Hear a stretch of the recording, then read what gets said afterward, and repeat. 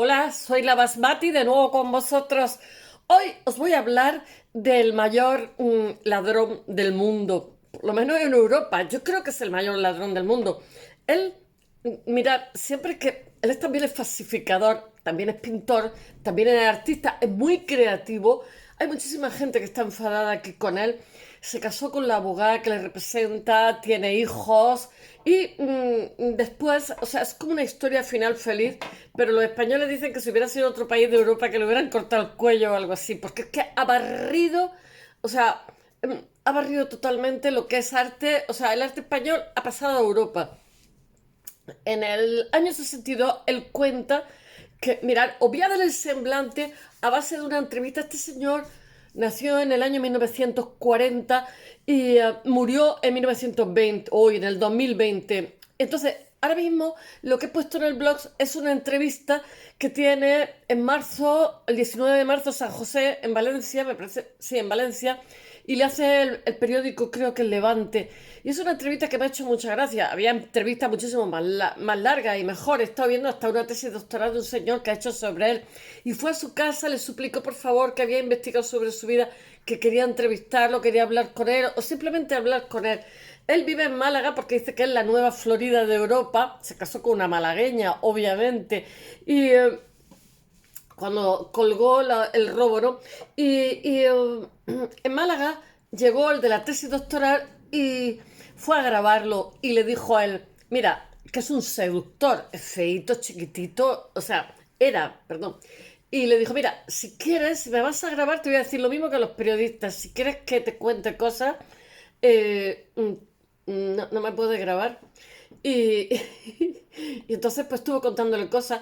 Este le dijo, mire, no se preocupe, yo no quiero entretenerlo porque ya era un señor con una diabetes muy fuerte, con problemas de corazón, etcétera. Y entonces lo que fue a entrevistar le dijo, bueno, pues una horita, se pasaron todo el día. Desayunaron, comieron, merendaron, cenaron. Dice que era una persona extraordinariamente parlanchina, divertida, que fumó, que bebió, que se rió, que le estuvieron contando montones de cosas y bueno, y le dejó a su albedrío que contara algunas sí, otras no. Pero el de la tesis doctoral dice que no fue allí a juzgar a una persona, sino que le fascinó la investigación porque, mirad, él dice que robó 6.000 objetos.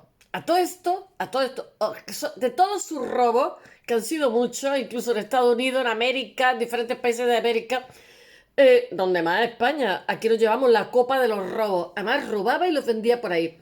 Pues que los robos solamente así de objetos han sido solamente el 20%, que él ha robado otras cosas. Y además tenía su gracia también la imaginación que tenía porque elaboraba un objeto del tamaño, lo robaba y lo ponía. Y dice que muchísimos museos no saben ahora, pero museos importantes, que esos objetos son falsos, que el auténtico se lo ha llevado él y se lo ha vendido a coleccionistas. Mira, ay, ay, en España, mirar, robó tanto, tanto, tanto, en algunos sitios hizo muchísimo daño.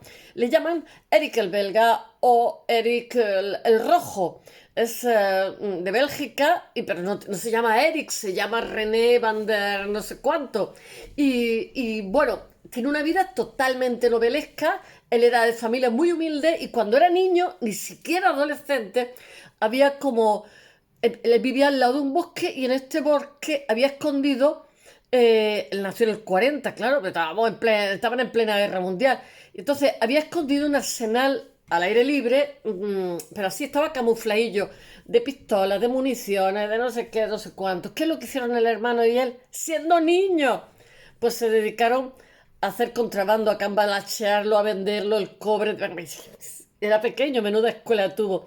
Dice que se enamoró de una chica que le gustaba dibujar y entonces se apuntó a dibujar. Y de pequeñito, su madre era muy amante del arte. A él le gustaba muchísimo dibujar y pintar, etcétera.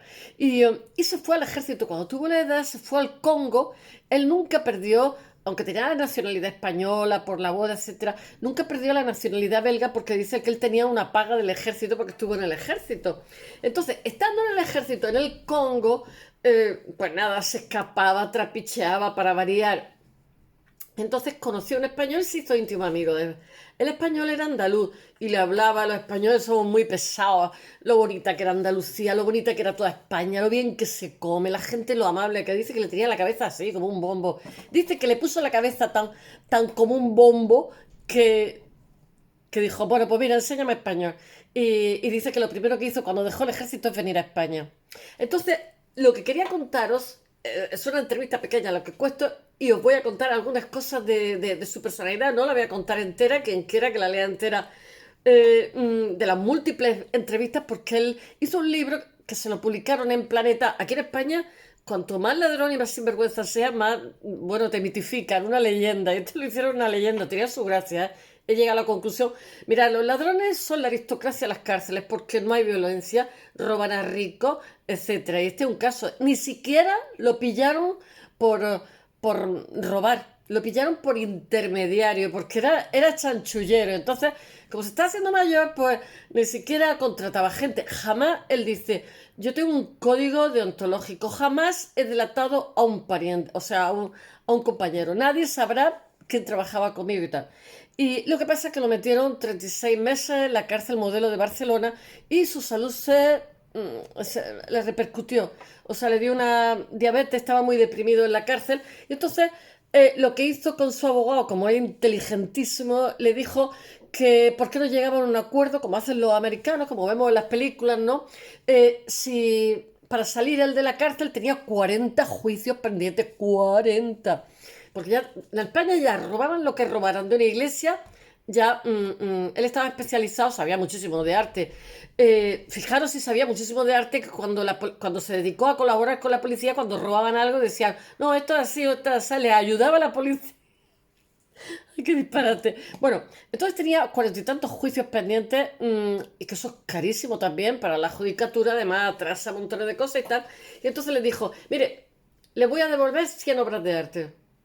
Me comprometo, muchas de ellas restauradas por mí. Pero ustedes me van a poner en la calle. Y así lo hicieron, ¿eh? Así lo hicieron, ni juicio ni nada. 1.500. Pero es que robó 6.000. Eso dice él. Yo creo que robó más.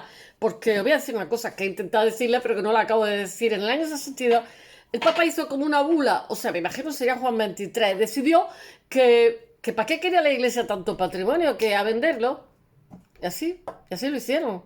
Entonces España, pues él dice que él era anticuario, o sea, cuando volvió al ejército y tal, se metió al anticuario. Dice que él, todo lo que ha robado y todo lo que ha metido por ahí, ha sido a través de anticuarios. Dice que los anticuarios son tan cómplices como haya podido ser. Y entonces le dice que los jóvenes no tienen idea. Dice, cuando se roba algo gordo, muy caro, él robó, por ejemplo, no me acuerdo, de Berruguete, valía 100 millones de pesetas de entonces, que no sé lo que serían ahora, pues no sé, 1 millón y pico de euros, ¿no? Pues, porque muchos de ellos eran encargos, por ejemplo, habían estado en Bruselas y entonces le había gustado a los ricos de Bruselas y entonces le encargaban a este que era ladrón que fuera al sitio y entonces en España, que somos medio tontos, pues no le poníamos, no se gastaban presupuesto en alarma, pues nada, este venía como Juan por su casa, rompía la cerradura y se llevaba lo que le daba la gana. Así está la vida y así está la cosa. Y desde luego algunas veces más vale invertir y tal. No sé por qué contaba yo esto, no lo sé. Se me ha ido el hilo. Bueno, pues este señor se hizo anticuario. Entonces dice, estamos en el año 62, atención. Entonces, él dice que cuando le gustaba, iba a una iglesia, él dice que tiene debilidad, era todo arte sacro, ¿eh? Tiene debilidad por las vírgenes góticas, que le chifla, pero las gallegas no. Ni las de, ¿cómo se llama? Andorra, tampoco. Que las catalanas y las de la zona de Soria, Castilla, Aragón, bueno, esa zona es que la barrió, es que no dejó una iglesia viva, ¿no? Y entonces lo que hacía no era robar, sino que iba al arzobispado, hablaba con el obispo y iba con un fajo de billetes, ¿no? Entonces dice que aquello, encantado de vender, bueno, se lo vendían todo, y si tenían algo que no quería vender, entonces le ofrecía más. Entonces dice que hubo un obispo que se lo vendió todo, no me acuerdo de qué sitio, de Calahorra, dice que entero se lo llevó todo. Y además las monjitas, dice que él se sorprendió de que no hubiera esa protección ante el patrimonio artístico, que a lo mejor eran del siglo XIII y cosas de estas, ¿no? Pero no me acuerdo cómo se llamaba el obispo, Dice que todo que se quedó con más dinero y entonces las cosas que no se podían vender, pues también las vendió. Entonces dice que él llegó un momento en que conseguía tantas cosas, además las monjitas se lo guardaban con papel, se lo envolvían para que no se rompiera. Llegó un momento en que tuvo que alquilar vehículos largos para meter las barbaridades de cosas que se llevaba de aquí. Y dice que los anticuarios, porque él era anticuario, cuando llegaba a Bruselas, él avisaba que iba a llegar, pero a lo mejor tardaba un poco más porque tenía que empaquetar y tal. Iba con camiones. Entonces dice que cuando pasaba por frontera, que le daba otro paquete de billetes y que éramos muy confiados porque los españoles, porque estamos hablando en el año 62, porque le decía, ¿qué lleva usted? Pues decía, llevo 40 vírgenes. A lo mejor llevaba 80, ¿no? Y dice que ni las revisaba ni nada. Le daba el taco billete y hasta luego, Lucas. Y dice que en Bruselas se ponían todos los anticuarios, no solamente de Bruselas, sino también alemanes, de montones de sitios, de Luxemburgo, no sé qué, donde él decía que iba a llegar, que a lo mejor llevaban 2 o 3 noches durmiendo en el coche. Para que os hagáis una idea, la barbaridad. Y dice que con el tiempo ya empezaron los millonarios a chincharlo y a decirle, si me robas tal pieza, te pago tanto, hacer las colecciones. Dice que, claro, que hoy día es imposible porque la policía europea dice que hoy es muy difícil robar. En primer lugar porque hay alarma y después porque dice que hay internet y todas estas cosas. Y entonces todas las policías de Europa están con chavas por si hay un robo aquí, ya suponen que es fulanito. Entonces es muchísimo más difícil. Dice que no es imposible. Dice que engancha, robar engancha. Aquí la cleptomanía y el riesgo. Y dice que además de eso, él era no solamente artista, sino aficionado a las obras de arte. Él dice, y sí me creo también, porque, por ejemplo, la iglesia es una parte, o sea, esa parte del resto de instituciones, ¿no? Ellos se rigen ellos solos. Entonces, la iglesia tiene un patrimonio gigantesco, incluso hoy, aunque le hayan robado, sigue teniendo un patrimonio gigantesco, pero tan gigantesco que lo tiene comido yo qué sé, de podredumbre. Él dice que hay obras, dice, contribuir a que el arte español se difundiera por toda Europa. Pero se nos vació los bolsillos, la iglesia, la ermita. Las ermitas estaban mal guardadas, las figuras, etcétera. Y entonces él dice que muchísimas obras de las que robó, si no hubiera sido porque lo hubiera robado, se lo hubieran comido la carcoma, se lo hubiera comido la podredumbre, porque dice que eso era carísimo restaurar eso. Y dice que llegó al punto, como era anticuario, en que era él el que aprendió a restaurar las cosas. Y entonces cuando devolvió para que la dejaran en paz a la policía española 1.600 objetos, muchos de ellos eran tapices del siglo no sé qué. Bueno, hay muchísima gente que está muy enfadada con él, porque, por ejemplo, cogió una silla de 1.200, que era una silla antiquísima, que era de San no sé quién, San Román, no me acuerdo, y de 1.200. Y como era tan cara y tan antigua, la troceó. Y ya no existe. Existen algunos trozos que se han podido recuperar. Existe también otro, por ejemplo, un tapiz que lo localizaron después de no sé cuantísimos años en Estados Unidos, que lo habían vendido y los compradores lo habían comprado de buena fe. Él dice que mientras que haya lugares, dice que siempre se va a cambalachear con el arte. Lo que pasa es que la gente ahora es menos aficionada al arte sacro, que antes lo era. Que mientras que se cambalechee o sea, mientras que haya lugares en conflicto, cuando le hicieron esta entrevista, dice que, por ejemplo, ahora sería muy fácil conseguir cosas, yo qué sé, pues en el oeste, el Oriente Próximo, me refiero, pues Irán, Irak, todas estas zonas dice que son perfectas para comprar piezas antiguas y después revenderlas en otra zona del mercado. Dice que mientras que los museos, que están intentando no hacerlo ahora, mientras que los museos y el tapiz este lo devolvió un museo norteamericano. Mientras que los museos y los coleccionistas compren, porque él dice, ¿qué consejo le daría usted a un ladrón actual? Dice, le diría que antes de robar algo caro, buscar a la persona que se lo va a comprar, porque si no se lo van a comprar, si se le ocurre robarlo y tiene que preguntar para ponerlo en el mercado, lo pillan seguro. Digo yo, madre mía, qué oficio tiene este hombre. Bueno, voy a contar un poquito el semblante de su vida. Esto es, lo que he puesto en el blog es una noticia del Levante de marzo, del 19 de marzo de 1912, que estaba vivo, moriría en el 2020 porque una pierna tenía diabetes y entonces fueron a operarlo de la pierna y le dio un infarto y murió. Murió con 81 años. Ha cometido un total de 600 robos. Eso dice él, porque yo creo que miente más que habla. Ya os hablé del falsificador Aulestia y os dije que decía una cosa sí y dos no, pero como son tan seductores, no sabes qué es lo que no te está diciendo, porque son, y además, el de la tesis doctoral que os he contado dice que era súper seductor. Dice que cuando fue con un compañero y como no les permitió escribir ni grabar nada, dice cuando llegaron al hotel no durmieron esa noche, se dedicaron a escribir todo lo que se acordaban de memoria que le había contado para después ver qué podían entresacar de toda esta historia.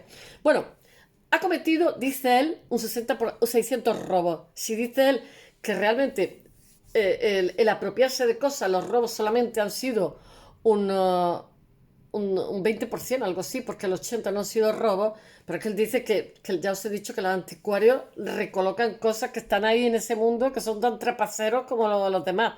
Y bueno, en esto, bueno, él dice que ha robado 52 museos. Él escribe un libro que se llama Por amor al arte, escrito por su mujer, pero no incluye cosas que hizo en España, claro, obviamente, por si me hubieran matado. Pero me gustaría leerlo porque a mí me ha parecido un tipo interesante. En estos museos no solamente robaba, porque el belga, este Eric el belga o Eric el rojo, era un grandísimo falsificador y entonces lo que hacían no era robar, sino que cambiaba una pieza por otra y el museo en la actualidad no lo sabe. Eh, pf, a la vez que a lo mejor robaba una pieza, colocaba otra que estaba falsificada. Y a día de hoy siguen estando expuestas las piezas. Dice, porque le preguntan en esta entrevista qué es lo que le hubiera gustado robar. Dice él que la Mona Lisa, pero que le gusta más que él cree que la que es de Da Vinci es la de Madrid, no la del Louvre. Y que si hubiera podido robar algo, que no lo hizo porque no se sentía seguro en aquella época, pero que le quedó pendiente, porque ha robado todos los sitios que podía imaginar, ¿eh? Y ha robado lugares que tenían mucha alarma, ¿eh? Es un artista robando y no lo pillaron jamás. 600 robos, según dice él. Bueno, él dice que le hubiera gustado robar todos los museos vaticanos, habérselos leído y después haberlos publicado por internet para que todo el mundo tuviera esa información. Los museos vaticanos que son gigantescos y que no dejan acceder a ellos, bueno, ahí es como una cámara acorazada. Bueno, eh, su país idílico era España, como he dicho, que conoció un español en el Congo y robó. Él dice, una vez te dice 2.000 piezas y otra vez te dice 6.000. Vamos a dejarla en 6.000 más que 2.000. Pero lo robó en toda España, a lo largo. Donde vivo, como en la guerra civil, lo quemaron todo, no creo, si no todo mucho, por lo menos aquí ha podido robar poco. Dice que ha robado en 30 ciudades y un 5% en iglesia. Pues si un 5% en iglesia, ¿dónde ha robado el resto? Bueno, él se llama René Alphonse van der Berger.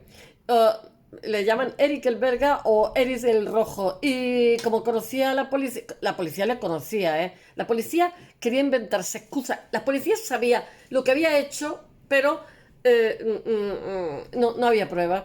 Y entonces lo tuvieron 36 meses en la modelo y como estaba mayor, pues entonces lo que hizo fue negociar con la policía, muy inteligente por su parte. Y después se casó con la abogada y se dedicó a colaborar por la policía y después a las iglesias que le había robado le mandaba las pinturas, se dedicaba a pintar y le mandaba pintura. Y yo digo, sí, hombre, pero qué faena, porque al que le robaste la silla del 1200, pues que le mande una pintura churretosa, como comprenderá.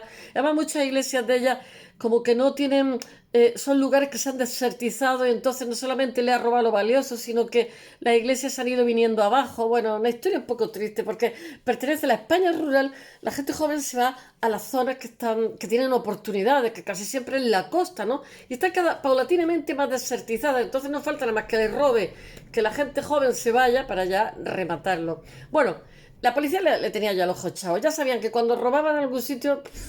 En fin, además era muy astuto, porque él cuenta que, por ejemplo, en Tarragona se esperaba, había un museo que dice que se colaron por la ventana y tal, pero está el museo pegado a la Guardia Civil. Entonces, para que no lo pillaran, tenían que poner una escalera, colarse por una ventana y tal. Se esperaron porque tenían que ir con una radial, romper unos barrotes y tal. Entonces, dice que una noche que en Tarragona sonaba muy fuerte el viento, y entonces lo que hicieron fue esperarse un día de muchísimo viento, porque así los ruidos no.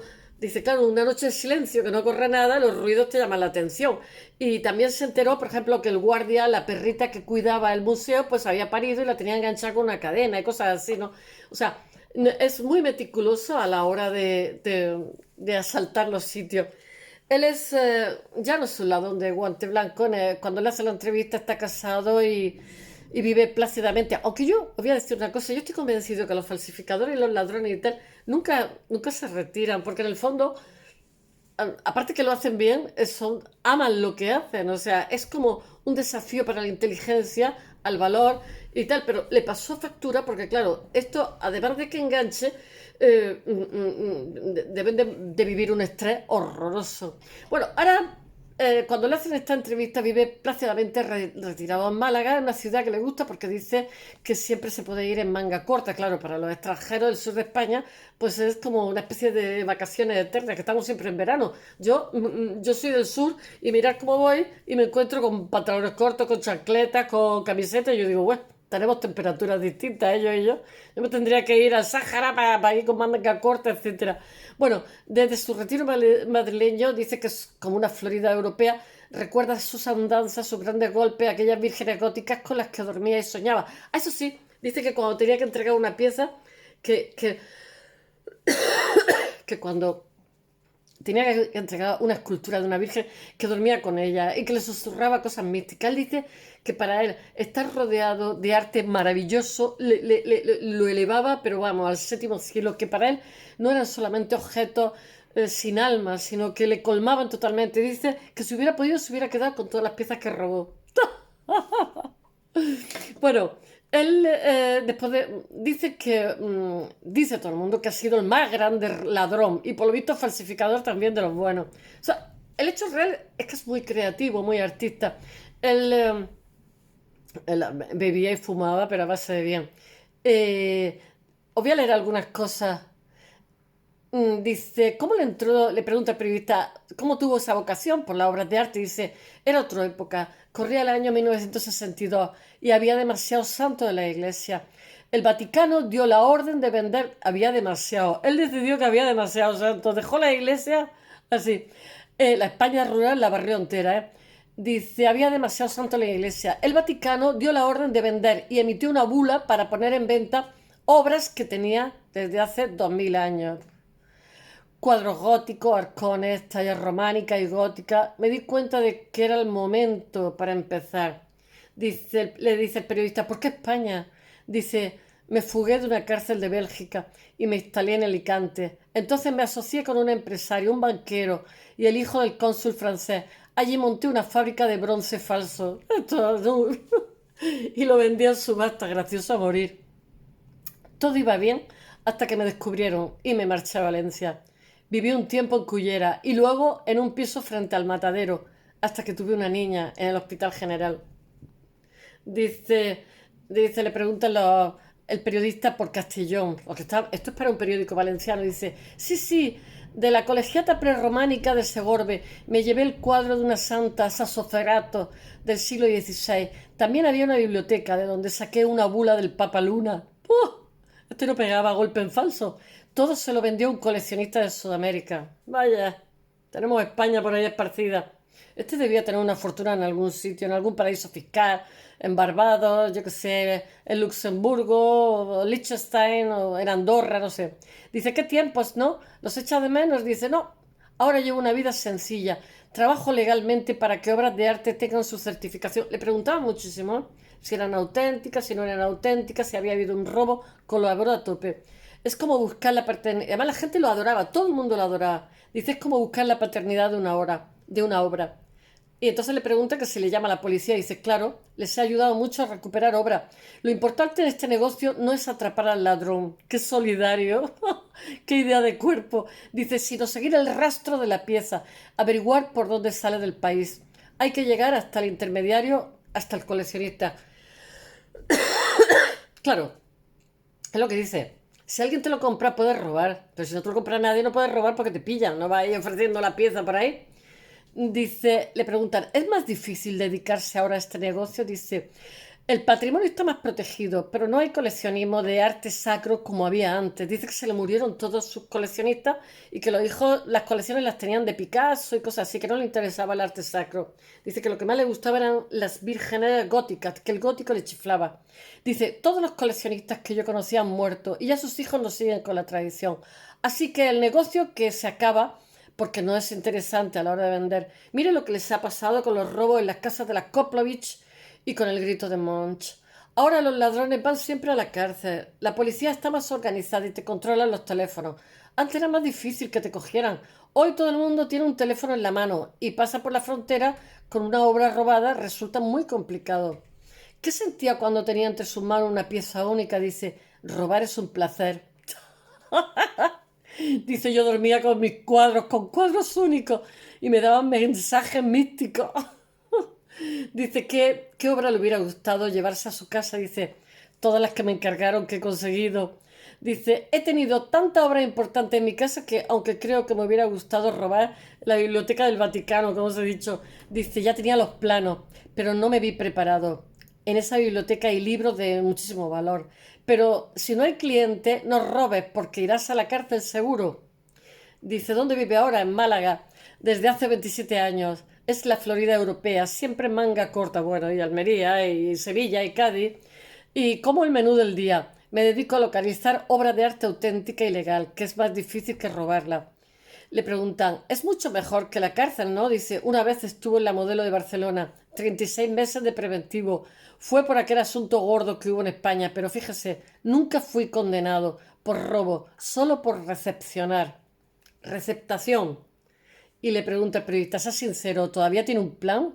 Sí, pero de otra clase. Planes que no tienen nada que ver con el robo de una obra de arte. Quiero traer piezas de otros países. En los tiempos que corren es mejor invertir en arte que en inmobiliaria. Bueno, espero que os haya gustado y hasta mañana.